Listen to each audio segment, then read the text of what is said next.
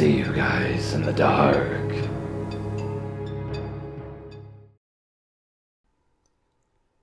I recently started a job that I absolutely love.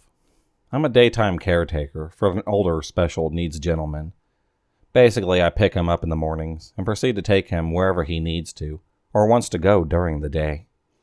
He likes to keep a daily schedule, and that schedule includes us going to the mall every weekend morning at around 10 a.m. for at least 3 hours so that he can walk laps and socialize with the vendors and the other mall patrons.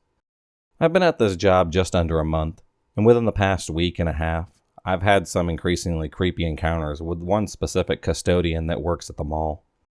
I'm not required to stay with my client while we're at the mall, seeing as how he is still very independent and capable of doing everything on his own.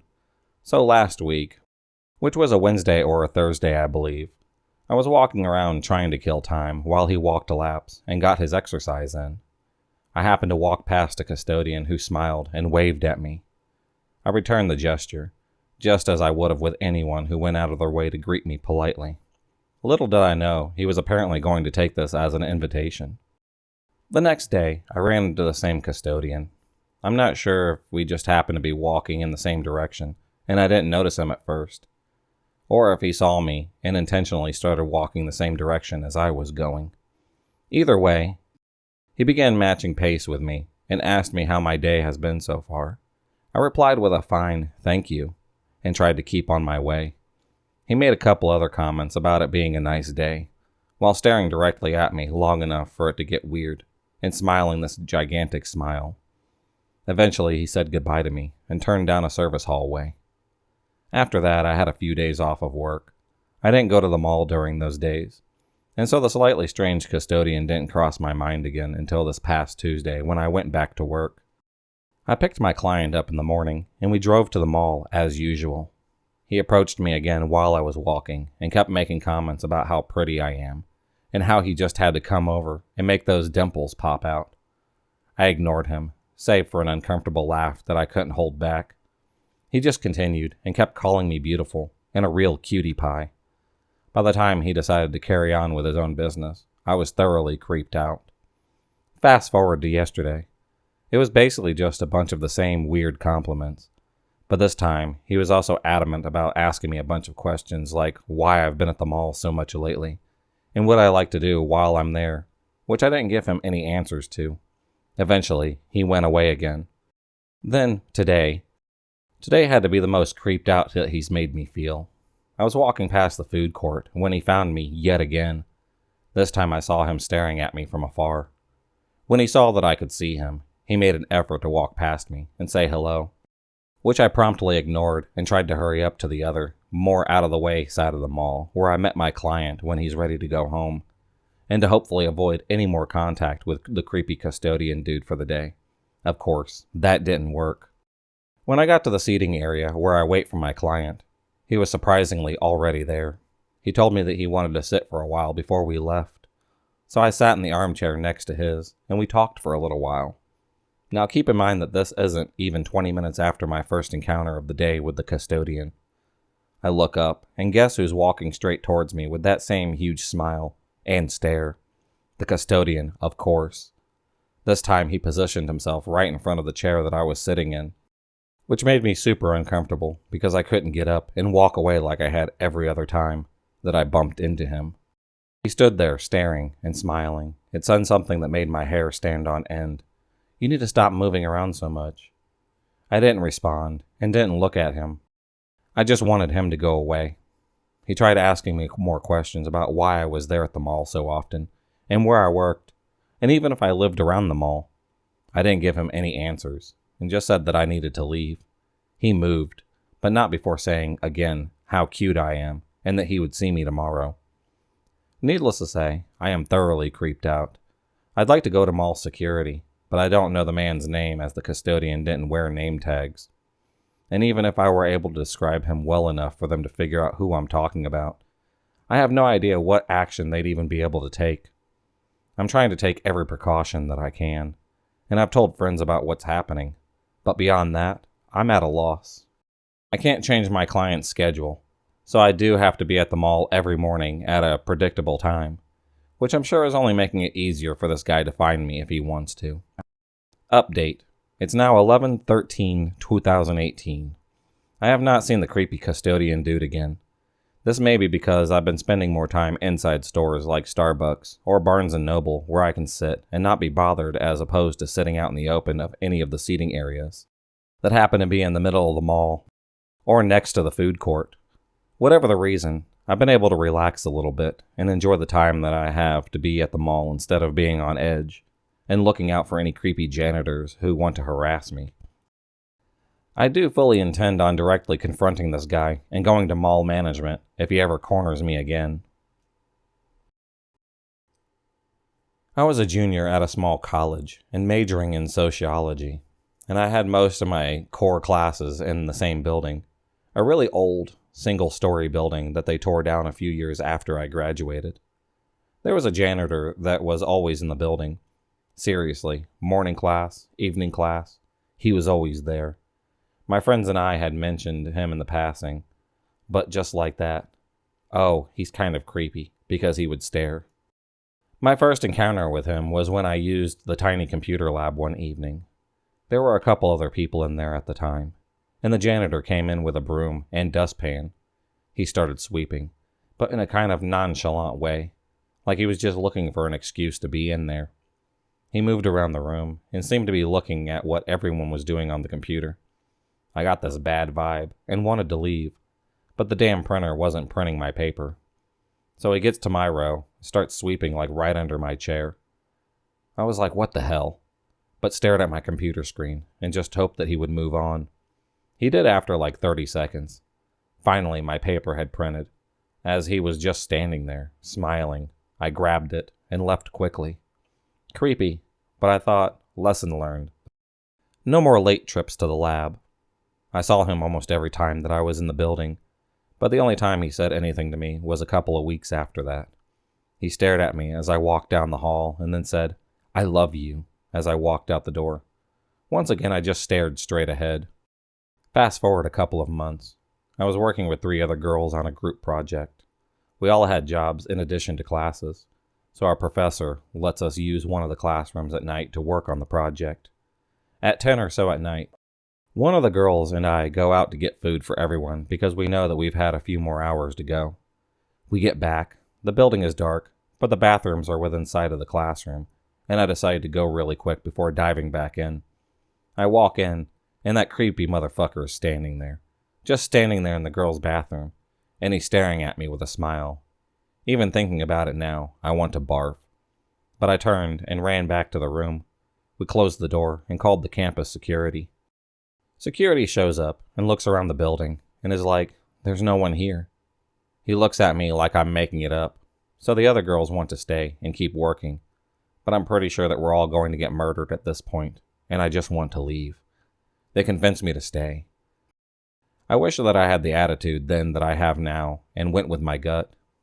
So the cop leaves. We get back to work. An hour passes by. We hear one of the heavy doors opening up out of the building. The girl closest to the classroom door looks out, and the janitor is there, and he says, "You look really beautiful tonight." She shuts the door and starts freaking out. We call security, but the janitor knocks on the door. We were all kind of panicking.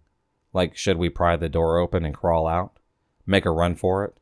Try to overpower him? He says something on the other side of the door, but we can't understand it very well. We decide 4 against 1 is good odds, so we gather our stuff, open up the door, and he is at the water fountain. He says, "I love you," and we just run. We meet campus security in the parking lot. They won't file a report or take a complaint because nothing has happened. So we still had to see this guy around the building, but we were all pretty traumatized.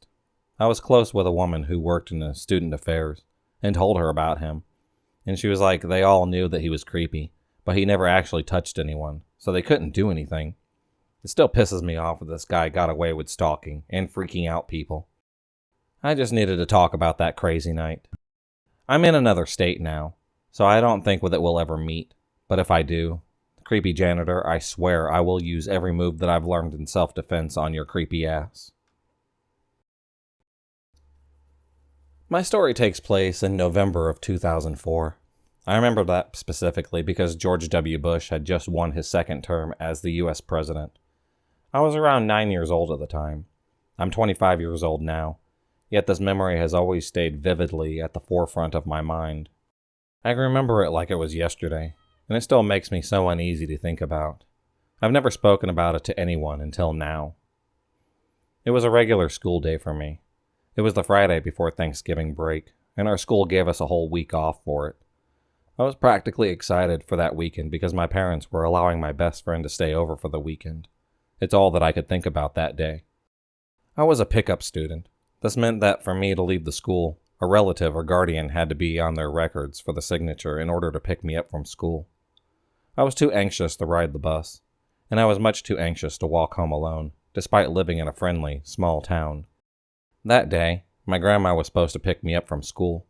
Both my parents were working late, so I was going to go to her house, and my mom was going to pick me up there after work. Well, you might be able to tell where this one is going. By the time I was out, my grandma was nowhere to be seen. I waited in the lobby for 30 minutes. By this point, it was empty, besides the janitor mopping the lobby floor. I was getting nervous my grandma forgot to pick me up, so I went to go tell the office lady that my ride never showed up. I was a nervous kid and didn't know what was happening. The lady was really nice. She sat me down in the office and tried calling my grandmother. No luck. She tried calling my parents, who said Grandma should be there already. My mom said that she reminded her this morning and would try calling her herself. She was at work for a few more hours and couldn't come get me yet. It was probably 4 p.m. at this point. I had been at school an extra hour, and I was really scared. I was all alone with the office lady, and I could tell that she was frustrated. Everyone had already gone home, and she couldn't get on with her week off because of me. At one point, the janitor walked into the office. It was instantly smelled like cigarettes when he walked in. He stared right at me. He was tall, husky man, long, greasy brown hair, with a bit of a screwed-up face and a lopsided nose.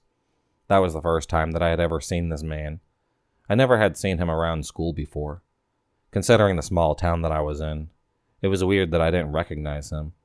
His presence instantly made me nervous. I'll never forget what he looked like. He struck up a conversation with the office lady. I remember this part clearly. He asked her what she was still doing here. She told him, and then nodded in my direction. He looked at me intently, sat down next to me. I can still smell the cigarettes to this day. Hey kid, I bet you're excited about Thanksgiving break. Bet you're excited for family time. Me too. Listen, your grandma's place is on the way to my house. I know her, and your grandfather too. I'd love to give you a ride over there. I know right where it is, he said to me. He continued, I know it's scary to feel lost, but I'd love to help you out. He smiled at me. I looked over at the office lady. She looked gleeful that she wouldn't have to wait another hour with me for my mom to get there. She said, why, that would be great. My husband is waiting for me to get home now. He stood up and said, great. Without my permission, he grabbed my hand, pulled me out of the seat and said, let's get going then. Grandma must be worried about you. I shivered. I thought about what he said. He had said that he knew my grandfather too. I didn't have a grandfather. He had passed long before I was born and divorced my grandmother many years prior to that. I sat back down and shook my head without saying anything. He looked at me blankly, and the office lady looked disappointed. He walked out without saying anything. 5 p.m. rolled around, and my mom finally showed up to get me. Turns out my grandma had forgotten to set an alarm. It was sleeping the whole time. When I went to my mom's car, I saw him again in the desolate staff parking lot, smoking a cigarette. He looked into our direction, got into his truck, and drove off. The thing that gives me shivers to this day is, he didn't drive towards my grandmother's house. He took a left out of the school, which would have taken you out of town and towards the city, the complete opposite of where he said he was going. I never saw him at school again. I had never seen him before that. I have cried thinking over this so many times. I remember I had nightmares for years where the office lady made him take me with him so that she could go home sooner. I attribute this to my development of anxiety and paranoia later on in life. This is a story that I'm not supposed to be telling, a family secret that I'm not supposed to know about. When my grandfather was younger, he became the principal of an elementary school. He was in his late 20s, early 30s at the time, and despite being young, he was a born leader. He was a great principal, and everyone loved him. I can attest to that, as I attend multiple award ceremonies for him, and the respect and admiration he received was crazy. There was a young boy at the school who was having behavioral issues in class, and my grandfather saw that the kid didn't have a lot of parental support. So he called in his father and had a talk with him about spending more time with his son in just a general parenting session. And turned out that all the boy needed was his dad's attention, and after a few weeks he was happy and a model student. Whenever my grandfather would leave school late, he would see the dad was playing baseball with his son after he got home from work. It was one of those moments that he took pride in, being able to make a difference in people's lives. However, not everything had such an easy solution, and my grandfather found himself having to deal with an employee, Stanley the janitor, who was showing up to work drunk. Stanley was an alcoholic with a mean streak, and my grandfather tried on multiple occasions to deal with his behavior. Finally, one day, Stanley showed up drunk. So drunk that my grandfather sent him home and called the superintendent to let him know he was going to fire him the next morning after he sobered up. He then warned them to let him deal with it when Stanley was sober because he was not a stable person. As it goes in these kinds of stories, the superintendent was furious and decided that he was going to call Stanley himself and fire him despite my grandfather's warnings. No one called my grandfather to tell him about it either, so he was completely in the dark and thought he could deal with it in the morning. Stanley was furious and went to the school that evening. He searched the offices, my grandfather included, and tore things apart until he finally had what he wanted. He was in a blaze of fury, and on his way out, he saw the father and his son playing basketball. He walked towards them and pulled something out of his trousers. It was a gun. He then proceeded to shoot the little boy, killing him instantly. The father was so upset, was hysterically crying, but somehow managed to get the gun away from Stanley and shoot him. My grandfather was called to the elementary school immediately by the police because there were 2 dead bodies. The little boy and Stanley were dead, but what was even worse was the crying from my father, and him saying that he couldn't save his son, and it was clear that he would never forgive himself for that day. My grandfather was pulled aside by one of the police, who had searched Stanley for evidence. They had found a hit list of people that he was going to kill, and all of the addresses of those people that he had retrieved when he searched the offices. My grandfather was number 1 on that list. So if it weren't for that father, it's likely that I would have never been able to meet my grandfather, and possibly my mother and grandmother would have been killed if Stanley had been able to complete his mission. To this day, I get goosebumps whenever I hear that story, and it's just so chilling. My grandfather never uttered a single word about this after his initial account, and my mother made me swear to never tell him that I knew. He carried the weight of that boy's death on him until the day that he died. So Stanley, I'm glad that we never had to meet, and you were stopped before you can cause any more harm. If you enjoyed this video, please subscribe, like, and hit the bell for notifications on future videos, and become a stalker of the night, and I'll see you next time.